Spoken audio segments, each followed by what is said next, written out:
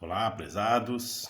Aqui quem vos fala é o professor Francinei Albuquerque para a disciplina de literatura, uma aula de literatura onde vamos falar um pouco sobre o humanismo, sobre Gil Vicente e o teatro vicentino, tá? Um pouco da produção do teatro do Gil Vicente. Vou começar. Primeiramente, tem que saber que o humanismo ele se encontra num período de transição, né? É um contexto histórico de transição, de modificação, da saída da Idade Média, tá?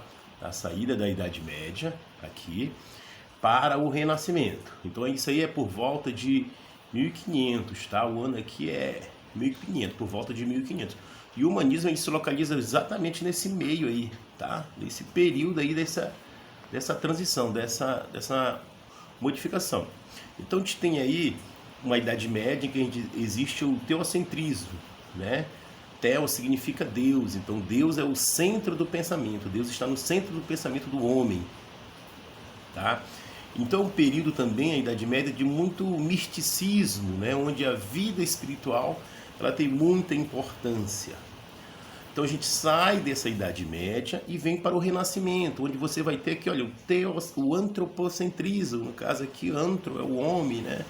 O homem passa a ser o centro do pensamento, em que a realidade, né, a vida terrena, ela ganha mais importância. Então o humanismo está exatamente nesse período aí, tá? Nesse período dessa mudança, tá? Vou fechar aqui. Passar para o próximo slide. Tá, qual o contexto histórico desse período aí, desse período de 1500?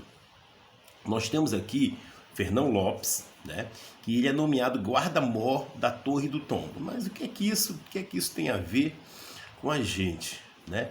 É que a partir desse momento, toda a história de Portugal ela vai ser registrada e em prosa.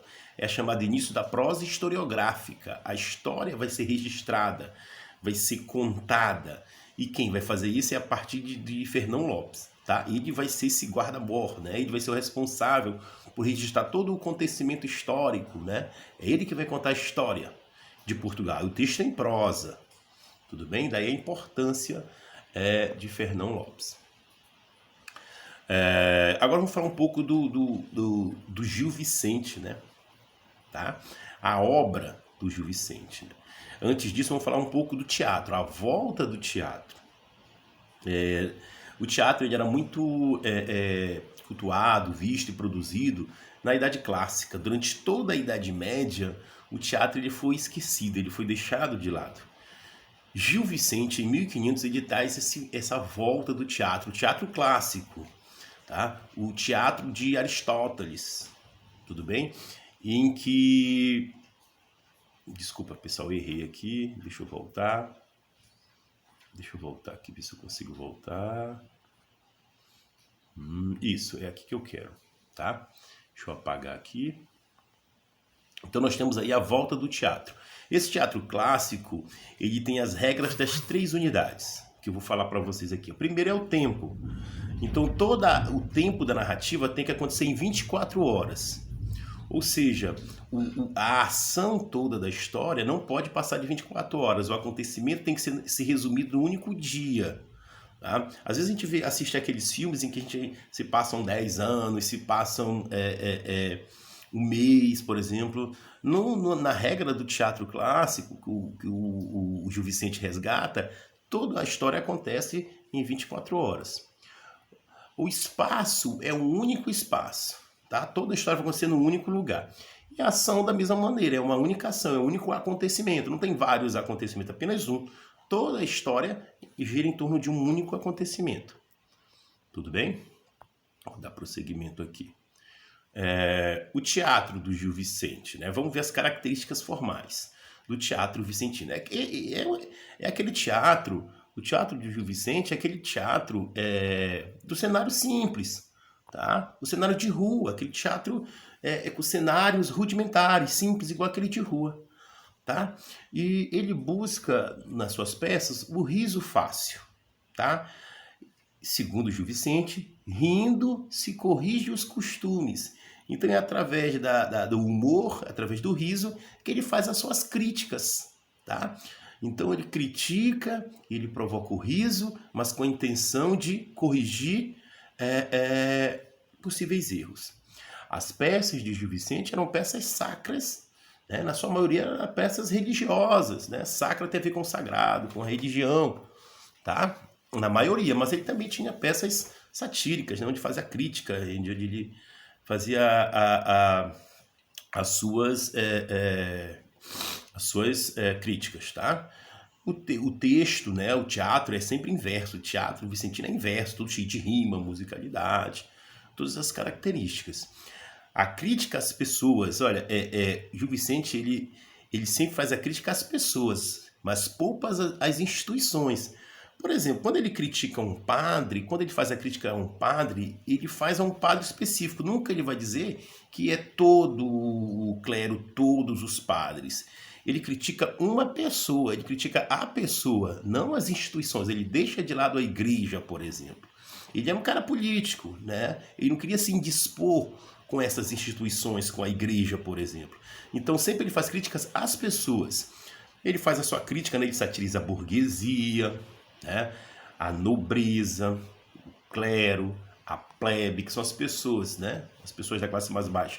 Então ele fazia sempre essas críticas às pessoas. Importante deixar bem claro, ele era um cara bem político, tá?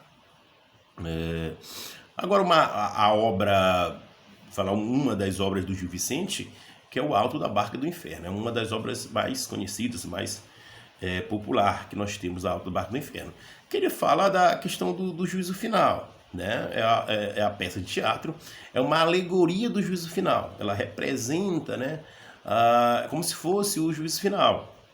Você tem duas barcas lá, de um lado tem um anjo, de um outro lado tem o diabo.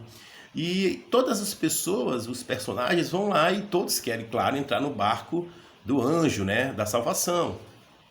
Só que poucas pessoas conseguem, tá? A gente vai ver isso aí. Então é uma alegoria do juízo final, é como se fosse o juízo final, é o dia do julgamento, tá? E como o nome já diz aqui, o alto, né, o alto da Barca do Inferno, alto é um texto em verso com intenção moralizante. Então a intenção aqui é moralizar, a intenção é ensinar as pessoas, né? No caso, ao pecador não mais pecar. Então a intenção aqui é moralizante. Como o alto, né? O termo alto significa essa intenção moralizante aí, né? Como eu falei para vocês, existem duas barcas, né? A questão lá da salvação, quem vai ser salvo, tá? E vai para o céu, né? Ou que vão para o inferno. Apenas os personagens que vão para o céu é o Joane, que se eu não me engano, é um pároco, né? Mas ele é um parvo, ou seja, ele é inocente, ele é ingênuo, é como se fosse, não é bem burro, mas é uma pessoa, é como se não tivesse maldade, então ele peca, claro que ele peca. Mas como ele é inocente, como ele não tem maldade, ele vai, né, na barca que vai para o céu. Aí também tem quatro cavaleiros cruzados, né? São cavaleiros que lutaram pela guerra, que mataram pessoas. Mas eles mataram em nome da igreja, da instituição, né? Eles mataram em nome da fé católica. Então esses foram perdoados. Olha aí como o Gil Vicente é político, né? Esses cavaleiros mataram pessoas, mas foi uma boa causa, foi para divulgar a fé, né? Propagar a fé cristã, a igreja, então eles vão para o céu. Agora, quem vai para o inferno? Todos os outros personagens, né? Todos os outros personagens vão para o inferno, né? Seria a punição dos pecadores, a punição dos pecadores. Tudo bem? Mais ou menos é isso que trata lá o Alto da Barca do Inferno. Bem, aqui terminamos essa aula, tá? Qualquer coisa vocês sabem, vocês podem procurar lá, vocês sabem como encontrar no grupo e tal, e eu tiro as dúvidas, tá? Ok, pessoal? Até a próxima aula.